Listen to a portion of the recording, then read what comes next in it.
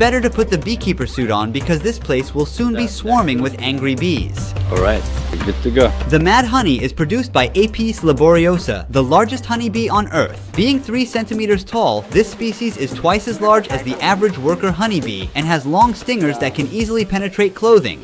Their first stop is a ledge right above the giant beehives. Here they rearrange the position of the ladder. To make the ladder stay balanced, Nanda's friend climbs down to the lowest point of the rope and waits there. With this teamwork, they will get the mad honey and we will be able to taste it.